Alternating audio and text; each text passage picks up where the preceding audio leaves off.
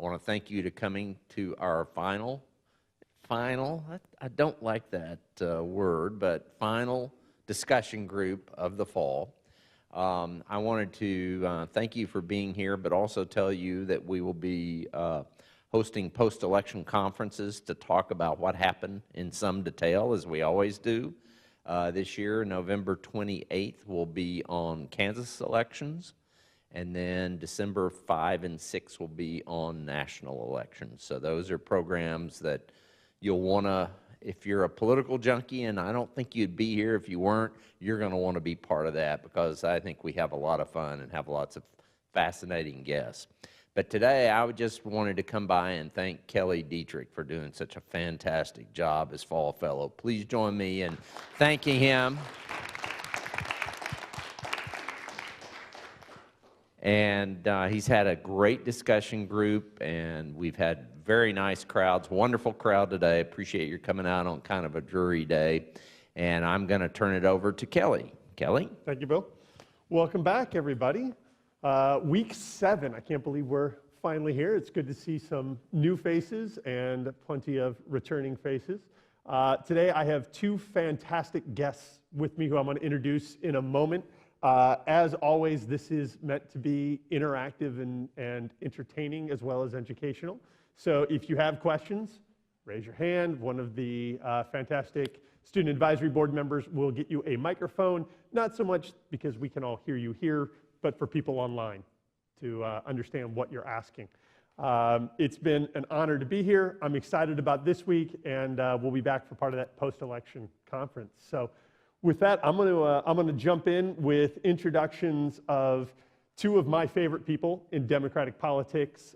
Michael Blake is here, Assemblyman of the 79th District of New York, which, for those of you who are not that familiar with New York districts and their boundaries, is the part of the Bronx. Mike is also a DNC vice chair and a candidate for New York City Public Advocate as of just a few days ago. So good luck with that race. He has served in the Obama White House, on the Obama campaign. He has worked campaigns of just about every level and has taken those skills and applied it to his own personal mission and his own personal political career. So excited to get his viewpoint. We do have a hard stop today at 5 o'clock, just to give everyone a heads up, partly because the skills and talents of these gentlemen are needed elsewhere, as there are only 12 days and a few hours left in the election cycle. Also joining us, Marlin Marshall, who is one of the co-founders of 270 Strategies, a Democratic consulting firm based all over the country. But Marlon is also very accomplished for not only being a Kansas grad, but part of Hillary Clinton and Barack Obama's presidential teams. Also served in the White House. Excellent. And is going to be joining us today and answering questions about what the heck is going to happen, which is a very broad topic, right? But we're going to try to incorporate many of the things that we've been talking about for the previous 6 weeks into this discussion. So with that, I'm going to jump right in and welcome to Kansas, gentlemen. Rock Chalk, Jay Hawk. Day. I'm glad to see it. Yeah, there you go. Yeah. We may have had a spirited discussion earlier about Northwestern and its football team as compared to Kansas and its basketball team. I think the comparison speaks for itself. Before I goat you any further, bait you any further, let's talk about 2018. How is this cycle any different from the others you've been a part of? What are you seeing? I'm going to take turns. I'm coming at you both, all right. Go ahead. Hello, everybody. How you doing? Feel a little certain kind of way because Kelly said that we're some of his favorite friends in Democratic circles, as if like we just can't be your friends. I don't understand. Like, why can't we just like expand the relationship there? But that's fair. Totally fine. It's fair. It's great to be with you all on today. Look, I think that this is a midterm election, one that the attention is much higher in many ways. I've been saying this a lot. In the last few weeks, I think I've been to about 34 states since we've become vice chair. I think that's probably the most intense midterm probably since post-Watergate, in many ways. When you just look at the raw numbers that are happening, Regardless of your party affiliation, just real quick data points, there are more Democrats that are running for state rep in the country since 1982. When you look at the totals, we lost about 1,042 seats in an 8-year span. That's city council, that's state rep, that's Congress. And so that's part of that heightened energy. Democratic turnout as opposed to Republican turnout is about 4.3 million more votes thus far itself in the primary season, which is pretty exceptional when you look at the recent numbers and recent data in that manner. You look at some states like North Carolina, where they have a Democrat in every single district, which is obviously a bellwether in many ways, because that's a state that obviously went back and forth between us and the GOP in that manner. And we flipped 44 seats already, state legislative seats. You look at Oklahoma, where there were 4 flips there. You look at Iowa, where there was a seat that Trump won by 11 points that we won by 10 with Phil Miller. In New York, which we've had 2 flips as well. So the energy is pretty remarkable, just in terms of the baseline of it all. And November 6th is election day, quote unquote, but it's been election day in a lot of places already. Early voting is happening. And so it's a reminder that that's just the final iteration of it all in that way. Last point for opening up, when you just look at early voting that's happened in Texas so far, you have some counties that were reporting yesterday that were 300% turnout higher from 4 years ago. Wow. Just unheard of numbers for a midterm election. In New York, so I'm in my 2nd term, going into our 3rd term. 4 years ago, we had about 584,000 people show up in our statewide election. We had our primary on a Thursday this year because it would have been 9/11, so we moved it to the Thursday, and we had 1.5 million people show up. So just for context, the energy is very different. And then you just, again, look at the raw numbers. There's 23 net pickups that we need in the House.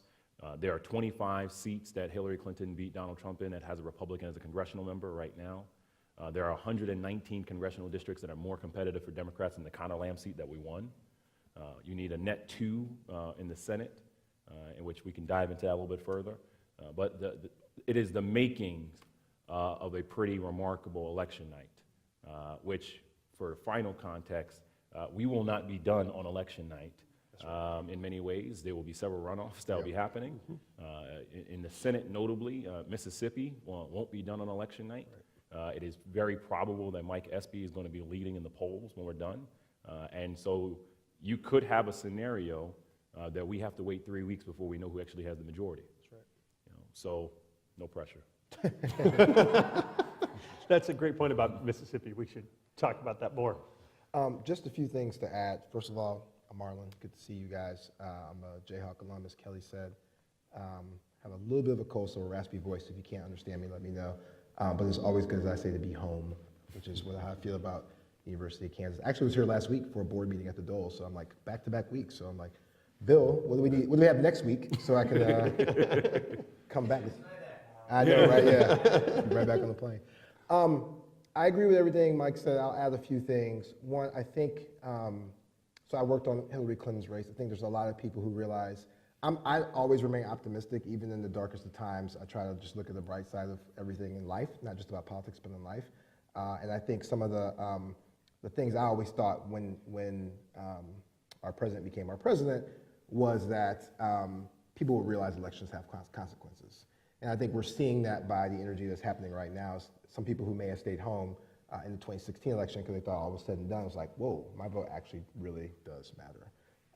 And I think we're starting to see that part in the energy as well. There's still a lot of work to do to get everyone in America to vote, but I think we're starting to see people say it's really important. The second thing I think that's been really exciting about this race, or this election cycle, is the number of women and people of color who are running and who have been successful in the primaries and who, cross our fingers, will be successful in the general election. We have an incredibly competitive governor's race in Georgia with Stacey Abrams, who will be the first black woman governor, if elected, in the history of the United States of America. I just want to say that again, in the history of the United States of America. And that's like incredible. And she is neck and neck right now in a state that leans pretty red. It's not like hugely red, it's been trending to be more of a swing state over time, but she's running really, really competitive. And then last, I think there's just a number of, Kelly and I actually were talking about this earlier, there's a lot of focus on the House, and I think that's right. I'm sure we'll talk about that in a second. And then recently, I think there's been less focus on the Senate because folks are saying that Democrats are probably not going to win the Senate, which is accurate. But what we're not saying is that Democrats are running competitive elections in very Republican states. I'm from Missouri. We lost Missouri by 16, 18 points, I think, to Donald Trump. Senator McCaskill's, in a very competitive race there. There's a competitive race in North Dakota, So there's all these states that are traditionally Republican states that Democrats are running competitive elections. Some are incumbents and some are not, but we're running competitive elections. So I think when all is said and done, I'm sure we'll get into some predictions in a second, it's going to be a good few nights, as Blake said, for Democrats across the country, and the energy and, again, the participation from folks who may not normally participate because of what the future of people who are in Congress or in state legislatures look like, I think is really something that's really exciting. You mentioned our president and it being part of the motivation that elections have consequences, and you touched on the types of people who are running, and it's great to see that diversity and coming forward. How has Trump shaped the messaging for candidates as opposed to parties for this cycle? Have you guys seen how are candidates at the local level dealing with the Trump factor? Well, I think you should speak to the DNC perspective. I think I was talking about this. I did a panel at Georgetown on Monday, and we were actually talking about how at the local level, people are really talking about the policies that matters to voters. And people are talking about healthcare. It's still a very important topic in folks' minds.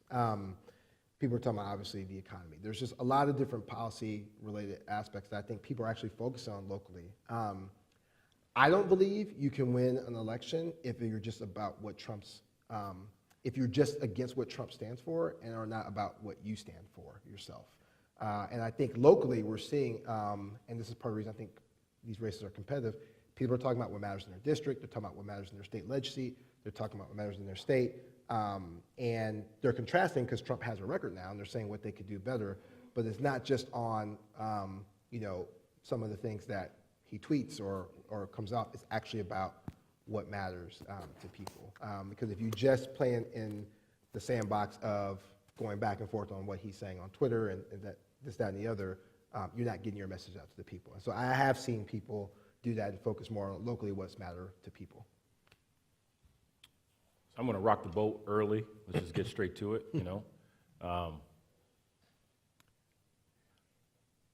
If someone voted for Trump in 2016, despite many reasons for policy perspective, I think we should not have, and I'm not sure of party affiliations in the room, I could understand, you may say, I'm a lifelong Republican, this might be what I wanted to do.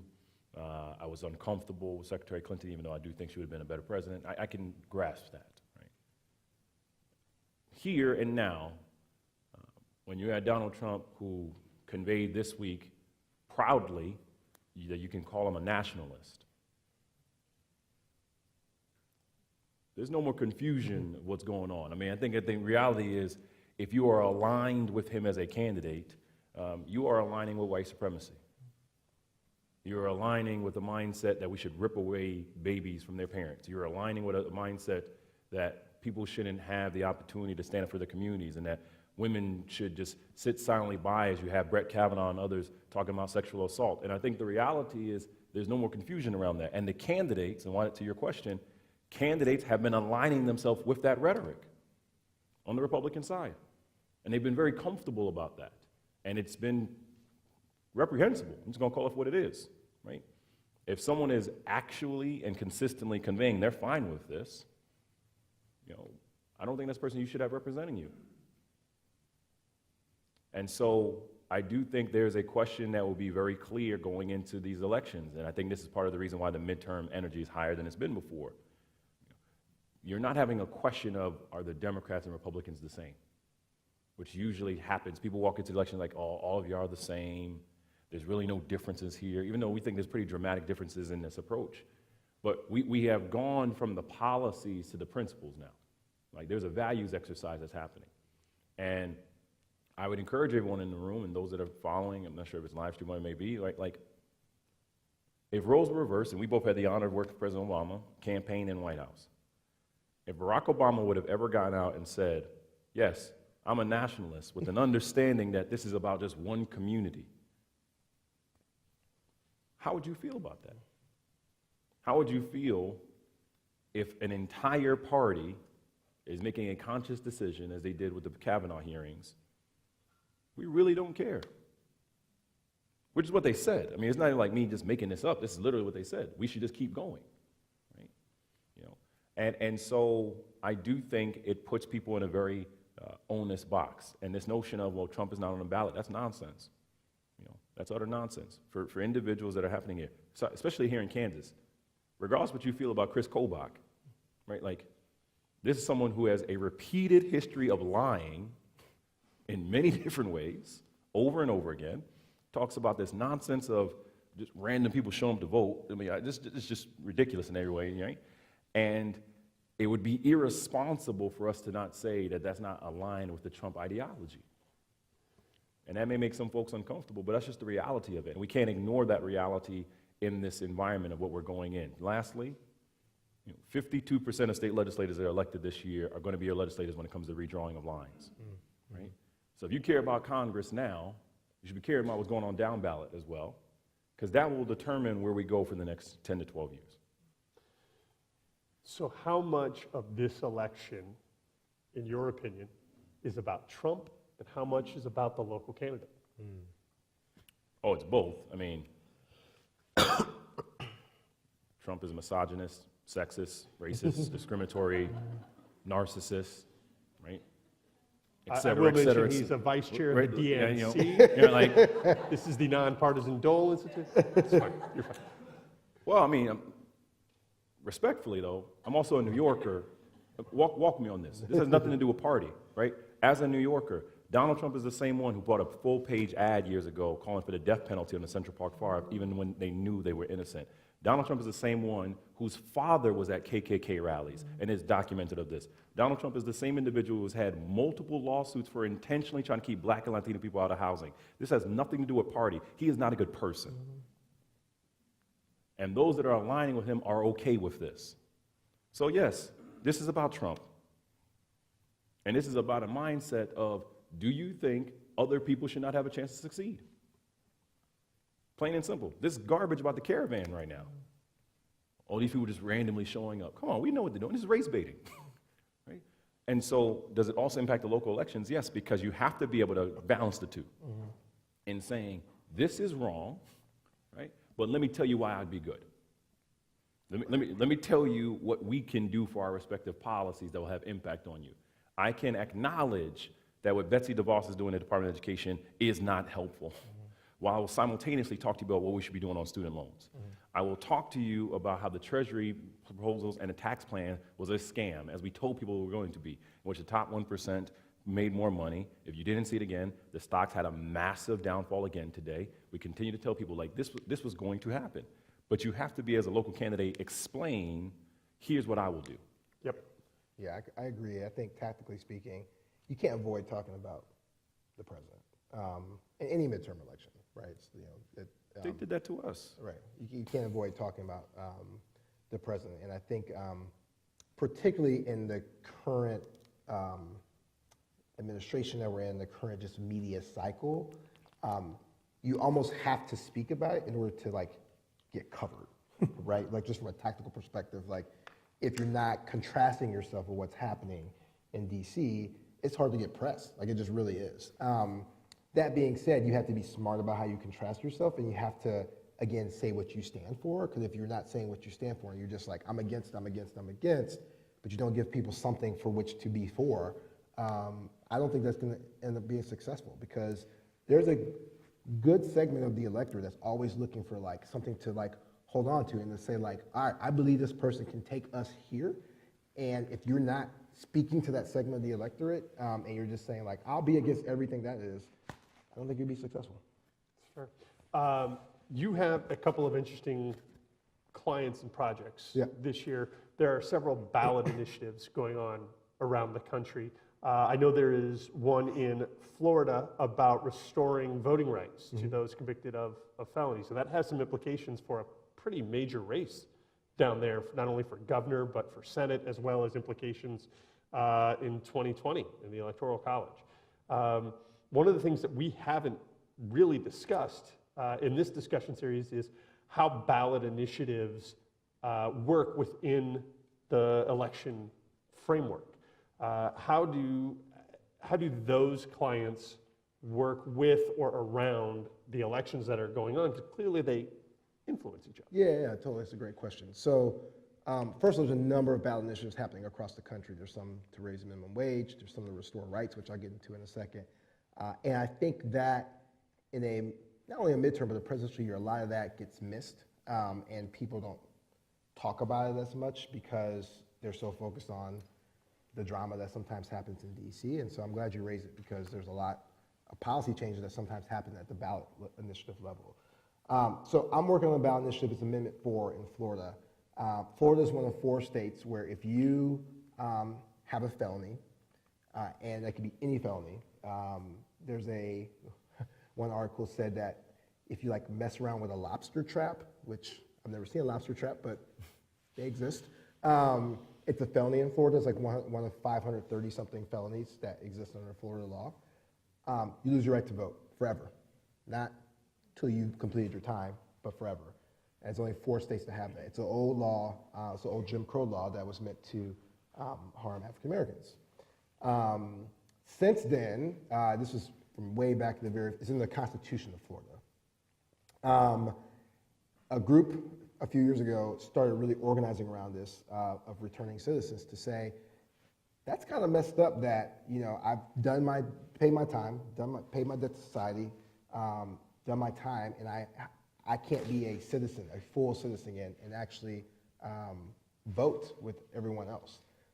So there's an amendment now on the ballot to say, if you were to have a felony, but you paid your debt to society, you should be eligible to vote again. Because the system right now is you can't appeal to get your rights back, but the person who decides that is the governor of the state. And we can all imagine what happens when it's the governor of the state deciding individual person's rights to vote and how that could become political. That ballot amendment, the last time we polled, was in the 70%, somewhere around 70, 71%. It needs 60% to pass in the state of Florida. I think part of that is because, and Blake kind of touched on this, it speaks to people's values. Again, early on, it was a Jim Crow law. 30% of the folks affected now are people of color, 70% are not. And so it affects every different type of Floridian that you can think about.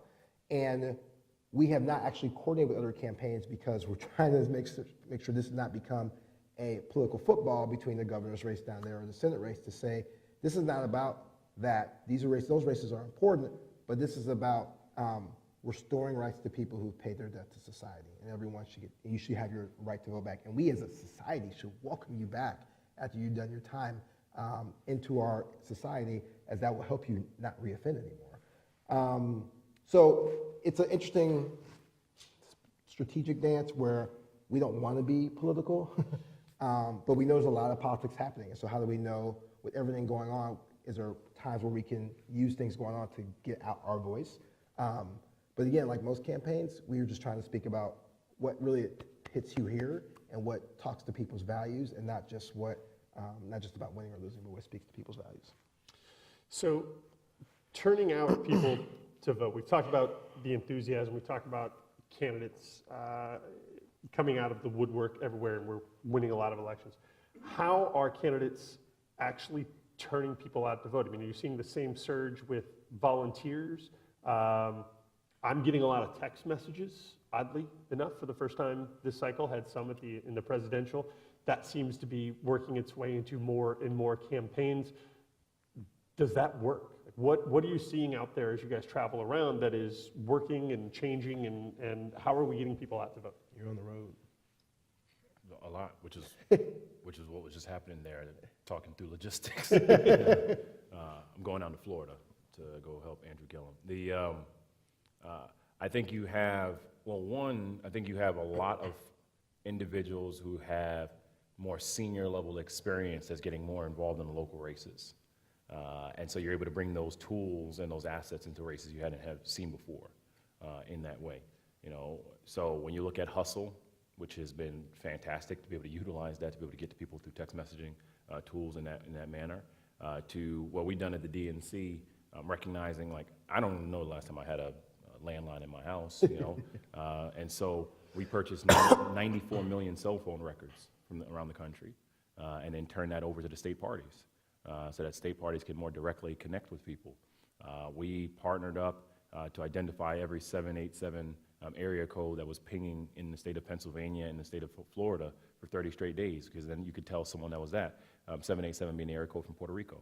So you could figure out how many people had come in from Puerto Rico into those two places to mobilize in that way, which was, I think, about 300,000 people when we started breaking down the numbers. It was pretty remarkable, kind of the flow of back and forth in that manner. So then you're able to be much more targeted and in that way.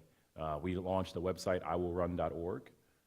So we put all the different assets that could be out there, from voter contact to polling, to field organizing, et cetera, to mobilize, which is getting volunteers more engaged into one central place. So a campaign was like, look, I want to figure out how I can run in this race, but I don't know how to do it. But you put it in one central place, and then we both negotiated the prices so it'll be cheaper for everybody.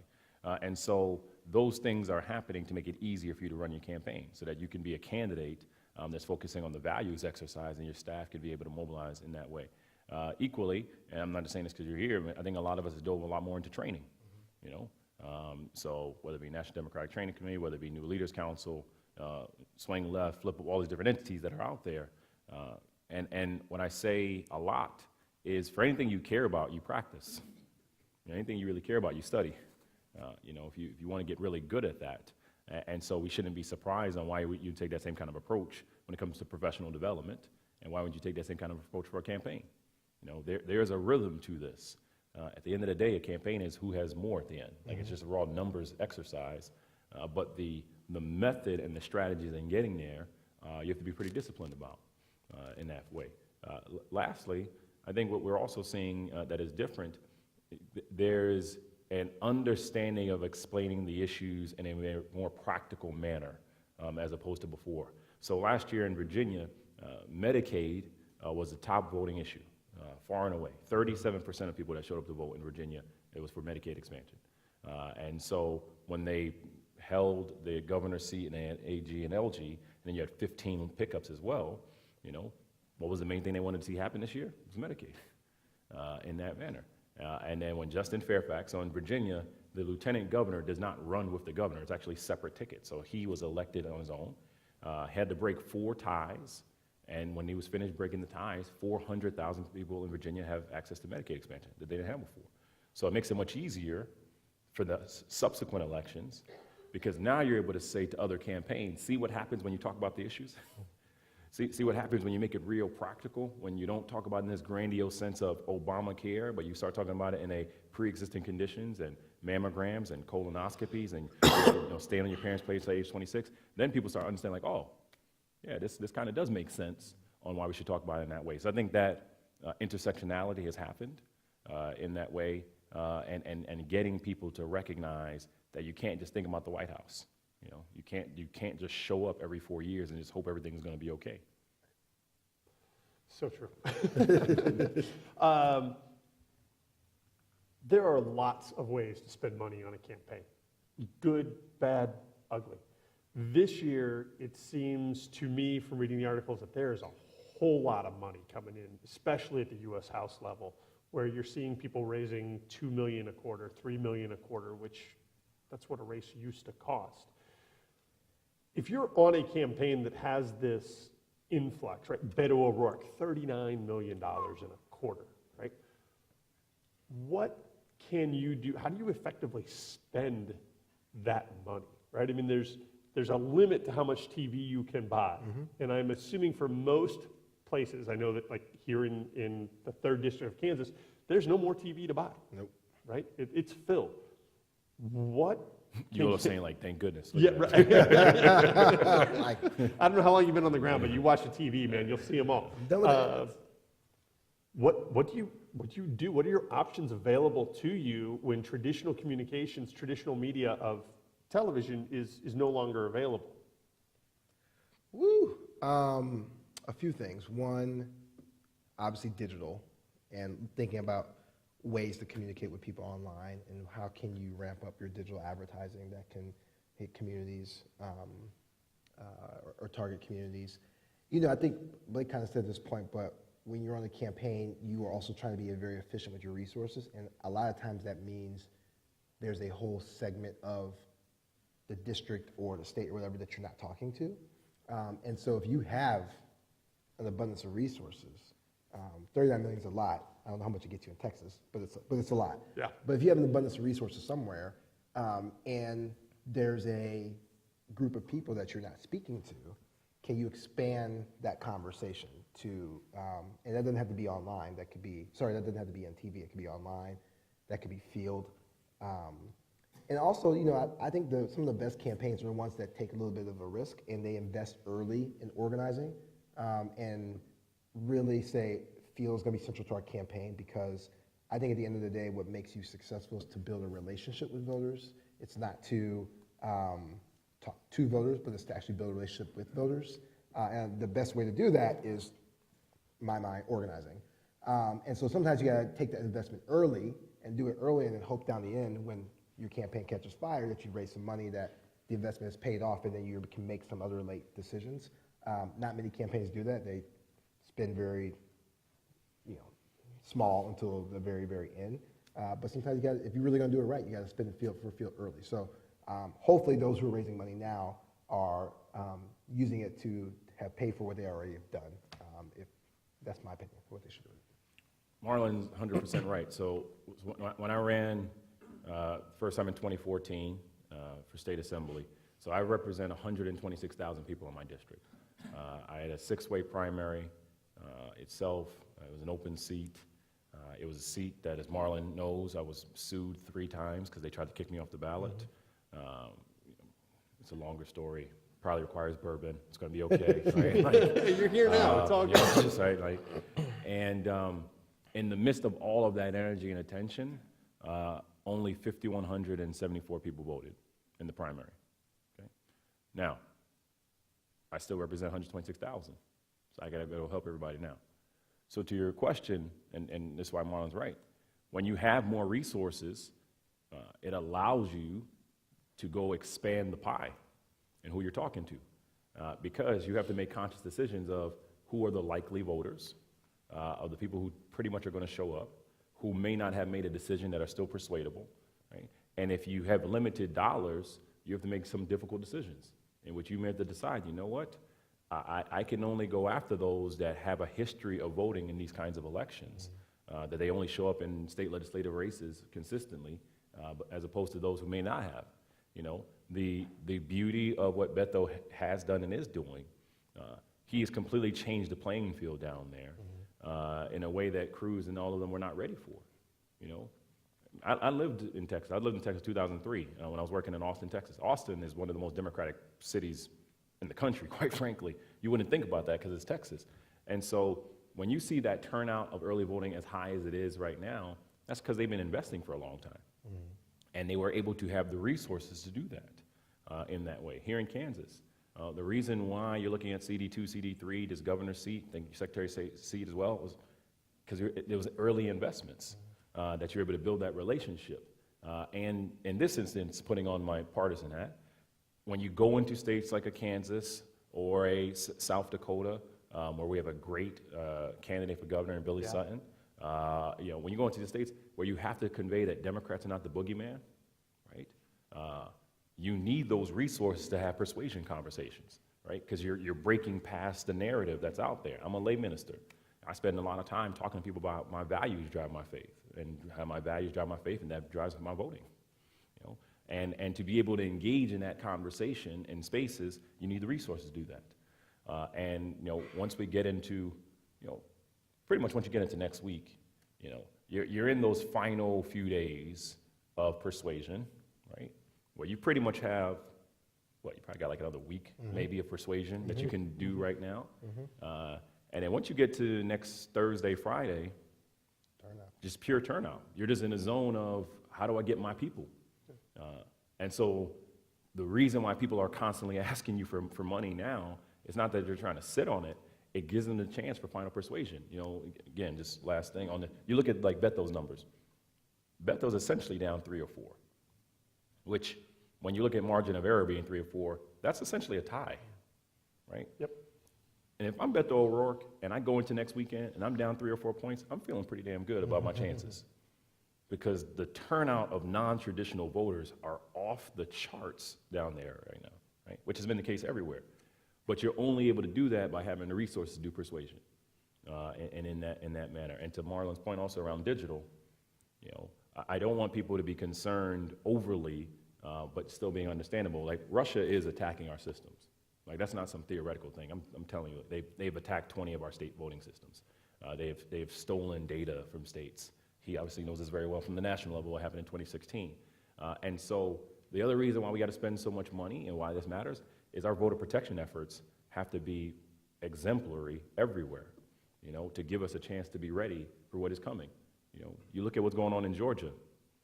You know, Brian Kemp, who is holding 53,000 voter registration forms because he has said he knows these are likely Democrats and likely black people.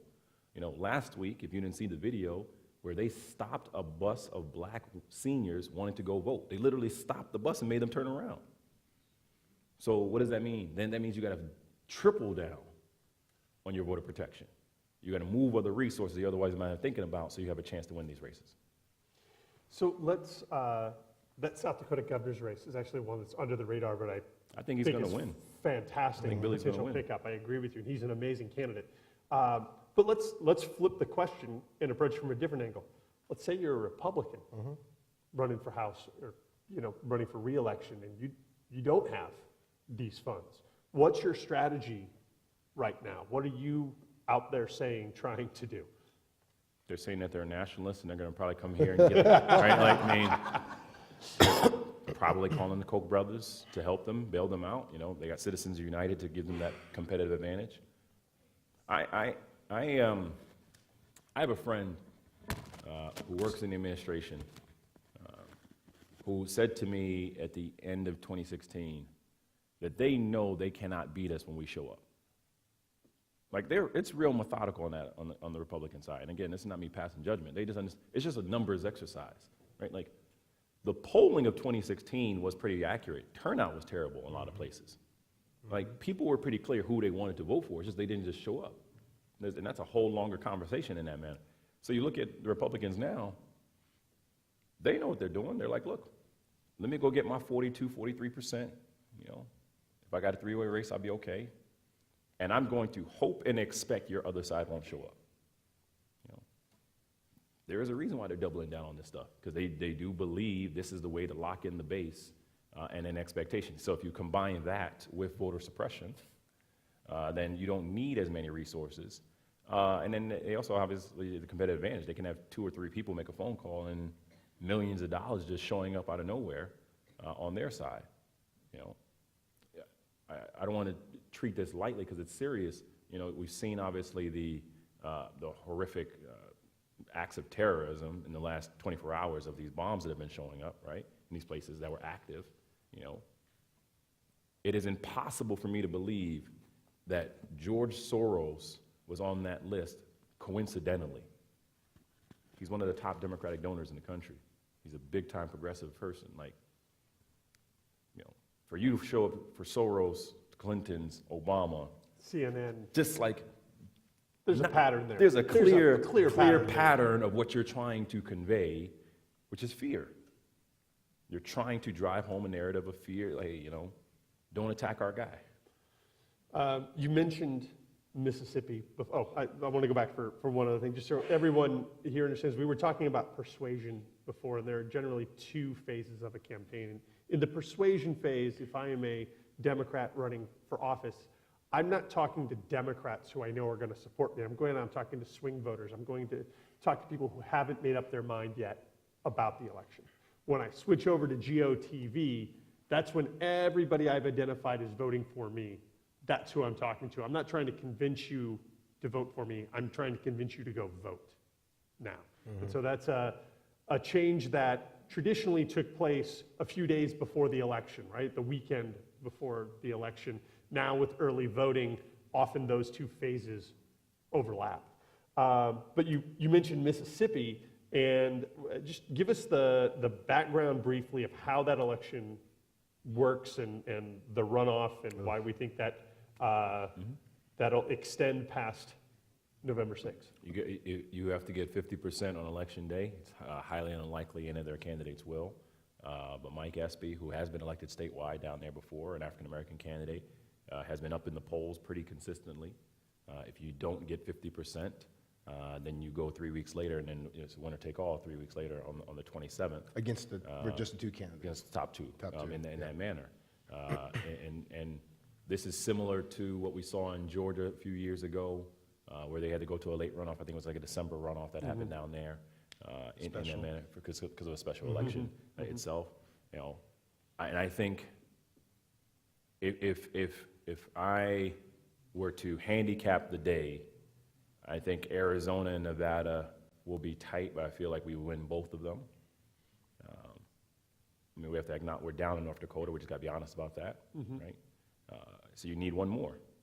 You know, Bredesen was up the entire time until Kavanaugh, and I give Bredesen a lot of credit because he spoke to his values, and he said if I was a senator, I would vote against him.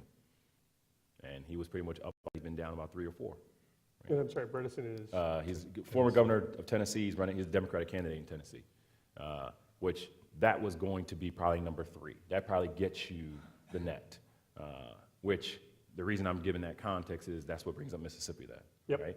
Because then if you're in a scenario where you're looking for that one more net, you could be in a Mississippi dynamic of November 27th, and then, you know, as we saw from Doug Jones in Alabama, you know, you can win these seats with enough investment you know, in that manner. Equally, you know, you look at these other races, there's going to be a surprise somewhere. I'm convinced of that. No, these numbers are too close at this point. If I'm an incumbent and I'm going into this weekend and I'm not at 50%, I'm afraid. I'm afraid, because that means people are making conscious decisions that they're open to the challenger against you. I think by now, especially in just the environment we're in, most people have already made up their minds at any given election year. I think, especially this year, minds are pretty much made up. And so I say that I agree with Blake. Democrats is generally just all about turnout. And so, and it kind of goes to your resource thing. If I'm doing resource, I'm like, how do I get my people to the polls? And like, the other thing that he talked about a little bit that we don't talk about enough is like, in a lot of states, turnout, or GOTV started weeks ago because of early vote. In Florida, they started, a lot of people vote by mail, and it's already begun there, and then in-person voting actually Monday. So I'm like, how do I get my people out? Because you're not gonna, your ads are up. It's hard to buy late TV ads because there's a, you know, capitalism at its finest. Like, the more people buy more TV, the more the cost, which is why it's probably way too expensive to buy ads there right now.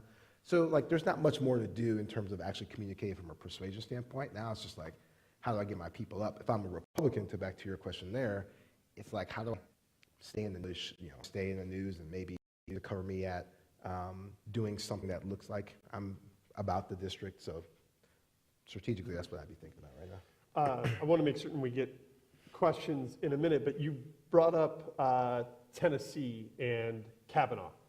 And we've all seen, I think, articles about the change, the supposed change, alleged change in enthusiasm based around Kavanaugh.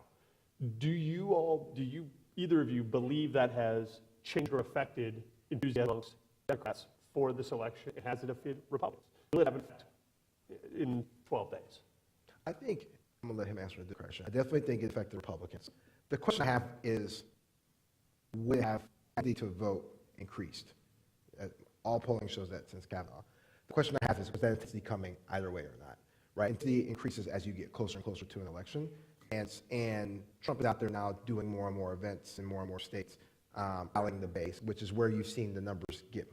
the intensity numbers have been really in that hardcore Republicans.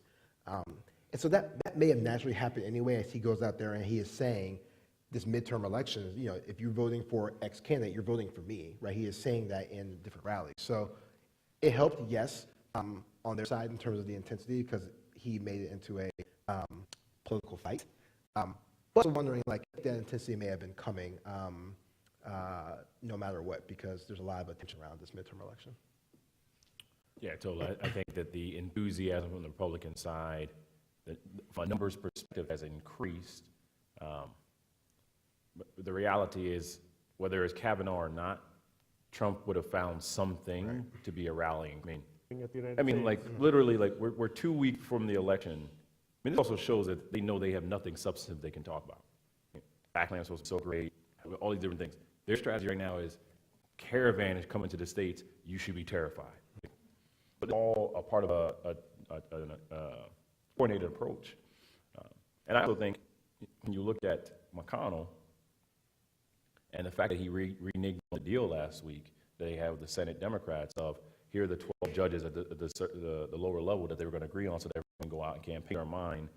We're going to keep pushing through more judges right now. To me, it's another sign that they are seeing something in their numbers. They're seeing something of, we're not going to have the numbers coming back that we keep talking about publicly that we feel good about. So let's get everything we humanly can now, days, because they don't think they can. A lot of these Republicans, the Kavanaugh, I would rather be on our side of having women, people of color, independents, right? I would rather have that be on our side going into a midterm itself. Why don't we, so we've got about 10 minutes here, why don't we open this up? I know there's some questions and we'll. Going back to the money and the possible excesses in some of the districts, I'm curious, is it ever a strategy to other candidates, other races? And full disclosure, I'm working for a Democrat in District 1 congressional race in Kansas. Yes, if you are working on spending money on the independent side. So they're obviously running for office. The parties and many other organizations run what's called an independent expenditure, where they are running ads on behalf of the candidate. They can't coordinate with the candidate. So I worked at the Democratic Congressional Campaign Committee in 2010. What we would do all the time is say we would start, our media buys in 40 districts, and then as the numbers we were doing, we would say, we're going to win these 10 or we're going to lose these 10, so now we're going to take them off. We're not going to spend resources here. We're going to go into these. We're just going to do these 20. And you're seeing that on the Republican side, they're starting to already debate places, some that are local here, and are saying that, like, we don't think we can win these, or we feel really comfortable about these, and so we're going to start shifting around our resources. There is some shifting of resources right now, but for the most part, if you're spending money in a district, like, you're not adding a bunch of new districts on right now. You may shift a little bit of your resources, but with 13 days left, there's not much more you can do with your money, at least from a TV perspective. Again, buying TV right now is just really expensive. And I don't think you're going to be moving money out of your own district. Right. You may know you're going to win your race, and you may help someone down ballot in your overlapping district itself. But I don't think it would be almost irresponsible to be moving money from your district to another. I mean, unless you just absolutely know you're a lock. But even still, you probably just want to make sure you carry your down ballot to be safe. Right. In this environment, because it impacts the top of the ticket, right? Like, if you fancy winning and you can.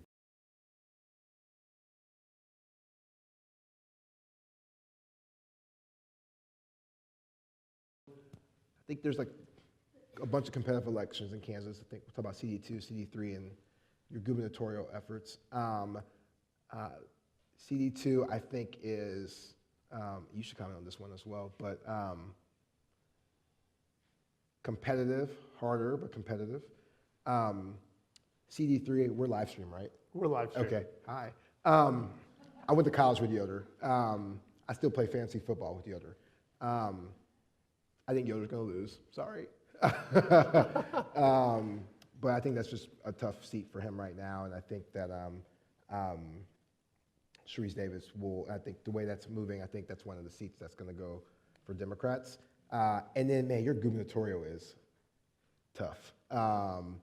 Three-way. You know, I go back and forth. It's like, is Orman helping or hurting the Democrat? I don't know. It's tough. I probably give the slight edge to the Republicans right now, just slightly, but like, I don't know. It's just, I mean, it's really, I think that's really is a toss-up, and like, it's just always hard when you have three candidates in a race that, you know, the third candidate's not polling at 2%. I mean, actually polling in a way that is pulling support from somebody, and it's kind of really hard for me in my mind to predict. Like, I think he's taking a little bit of support from both of them. It's going to be close. What do you think? I'm a moderator. I'm a moderator. No. I actually agree with you. I think that chances, there's nothing absolute, right? And that there's a lot of things that can still happen. If I were a betting man, and generally I am, I think we have Democrats have a very good chance in Kansas 3. I think Kansas 2 depends upon the level of enthusiasm amongst Democratic voters. If we win Kansas 2, I think the big wave is probably a reality. I agree with If you win Kansas 2, you're winning all kinds of seats around the country. Right. If you lose Kansas 2, I still think Democrats take back the House. I agree. And we talked about this before. One of the challenges that I see for the Democratic Party is framing the results of the election. Because the fact that we're up here talking about, oh, the Democrats might lose a seat or two in the Senate is beyond the wildest dreams of Senate Democrats 7 months ago, right? When we were looking at a map where we might lose 7 or 8 seats. Losing 1 or 2 is a very good result for Senate Dems. Republicans, rightfully so, because if we were in their shoes, we would do the same thing, is nope, voters have rejected the Democratic plan, the Democratic agenda, and have kept control, right? Governorships, taking not just Georgia and Florida, but all over the country. We could pick up 6 or 7 governor's races, which, you know, those executives will be in office for 2020 and redistricting. That's huge. State ledge, Blake touched on it. We could take back control of several legislatures around the country for the first time in several cycles. So the wave, depending upon the size of it, could be very good for Democrats and our party. However, making certain that we haven't built up expectations so high that when reality hits and we have won and we've accomplished all this, we're not like, oh, well, we didn't do as good as we thought, but we still did good. No, we did really well, right, compared to where we were. So I see that as the big challenge. I agree. There was one right behind you. Is there a question? Yeah. What do you think the impact might be of millennials voting in this election? I think young people, I think we'll probably see an increase in young folks' support and young folks turning out. I don't think it's going to be drastic. But I think part of that's going to be the midterms. I think, but I do think we'll see more and more. I think every year it ticks up just a little bit, and I think we'll see more this midterm for sure. And I think in some districts that could make or break the case. I don't think it's going to be everywhere. So I think we'll see impact. I think there's a lot of millennials running for office, which I think to me is what's really, really exciting. And in my mind, I look at their involvement, it will just continue to be generational. Like, it's starting to happen. I think the more that folks are starting to run for office, the more that will also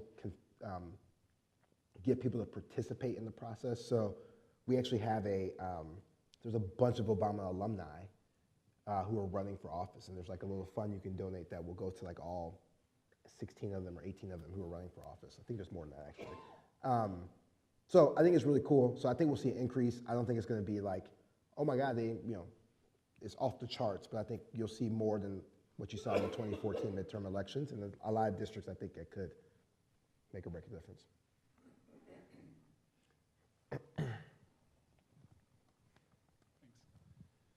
Can you tell us, maybe give us some insight, how do you,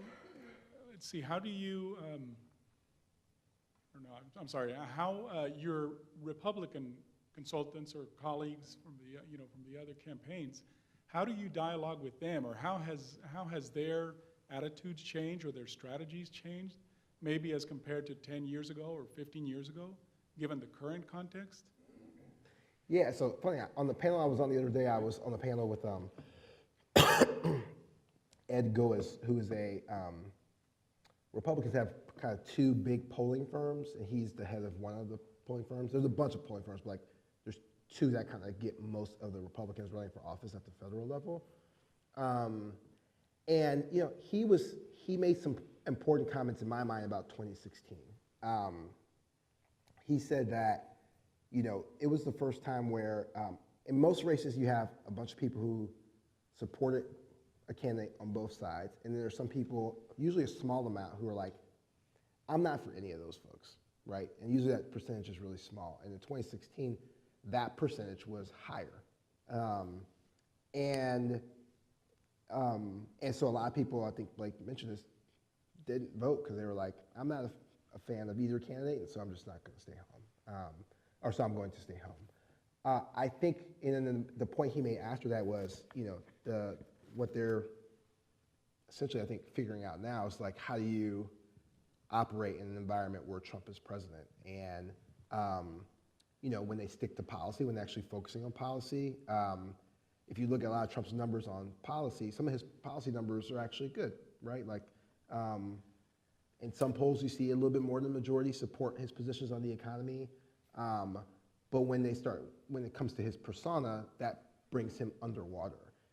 And so, you know, I think the challenge in the consultants I've talked to is, how do you navigate your candidate or candidates in that environment when you don't know what the media cycle is going to bring? Is it going to be a policy that you're talking about all the time, or is it going to be something about his persona? But how do you also keep your candidates focused on policy? So I think that is very different than what they've experienced in the past, because no matter what, your party is viewed through the lens of who's president, right? And so our party, the Democratic Party, was viewed through the lens of Barack Obama. The Republican Party right now, even if you're never a Trumper, the party in general is viewed through the lens of Donald Trump, the Republican Party. And so I think they're trying to figure out, how do you operate in that space if you're a Republican who has nothing to do with Trump, but you still have a Republican next to your name? How do you operate in the space of how much influence he has over the way the party is viewed right now? And some find it very difficult, understandably so. I will add to that several of my colleagues on the Republican side have become exceptionally picky on who they will work with and what lines. And there are, you know, plenty of non-Trump supporting Republicans out there, but when you're working, you know, look, I haven't had to face this in my career, although there have been plenty of candidates that I've said no to working with for personal reasons. It can be tough because when you work in this position, in this industry, you have to care about the people you're working for, or at least care about the cause which they're furthering. And that can be a challenge sometimes. So yeah, totally. I think that's, you know, my wife is not in politics, and we have talked about owning our own business, and learning to say no to business is a very important skill to learn, that's not always an easy thing to do. Also hard when you need business. Exactly. Yeah, you got to put food on the table. Right, exactly. All right, we have time for probably one or two more questions if there are more. We've got another one up here. Don't be shy because Blake left. I'm the alumni, not him. Yeah. Can you tell us anything about the state of polling at this point? That's a great Because there's question. been a lot of, you know, transition for him to deal with, and I just don't know how much we should even be trusting polling right now. It's a great question. I have a few different thoughts on this. One of the lessons I learned from 16, I think Blake was right. The polls, I don't know, were as much off. I do think some people didn't turn out. But the lesson I learned is don't just take the horse race to be what it is. Horse race is when the poll says, hey, they're up 45-42, right? That's the horse race. But there's always a floor and there's always a ceiling. And so if you're at 45, maybe your ceiling is 49. Let's actually use a different example. If you're at 48, maybe your ceiling is 53, and maybe your floor is 45. And so I always, literally taking that margin of error, I think is really important because it could happen. You can literally fall within that. So people always say like, well, why they predicted 43 and they ended up at 45. And it's like, well, they were in the margin of error. So that's my first thing. The second thing is, traditional polling, they've incorporated a little bit of cell phone polling in the past few years, but it's hard to get folks' cell phone numbers. Anyone here ever been polled on their cell phone? See, just a few of you, not a lot, right? And so it's happening, but it's not like, it's hard to just get cell phone numbers as like getting a landline, but people with landlines are, right, that number is shrinking. And the contact rate is dropping drastically of people staying through with the whole poll, actually listening, et cetera. So what some firms are doing is starting to move to online polling and using a little bit of mix of phone plus online. And a good example of that, there's a company called, this is on the Democratic side, Change Research. They do online polling. And they were the only ones to actually predict Andrew Gillum to win the Democratic nomination in Florida. So if you were following the Florida gubernatorial race, Gillum was like, there was like 5 to 6 candidates running. Many were, 2 or 3 were, had like self-financed their campaigns and put in millions of their own money, were on TV all the time, et cetera. And so a traditional poll had Gillum at like 13%, some maybe close to 20, but not really. And he finished first with like 34, 35, 36%. I can't remember the exact number, but he finished in first place. And it shocked everyone. What happened? People saw a surge coming, but like not that he would actually win. But Change Research actually did it because they predicted the electorate better because they were using online polling in order to do it. So I think I wouldn't say I would be completely skeptical of polling, but when you see a poll, don't just assume it's really that close. Definitely take that margin of error into account because the less people you're talking to, the more the margin of error is going to really matter. And I think the state of polling in politics, not just Democratic politics, in politics, is going to start moving more and more online. And I don't know if that's a good thing or a bad thing. I just think that is what it is. And we'll see if that actually works. So far, the people who've done it, it's been somewhat accurate. We'll see if it stays that way. The one problem with online is that, as you all probably know, if you're online, if you're answering a poll online, you're generally pretty partisan. And so the question, and not everyone who votes is as partisan as the electorate is, what the electorate seems like it is. So that's the one challenge, is like, are you getting too many like extreme voters actually taking the online poll?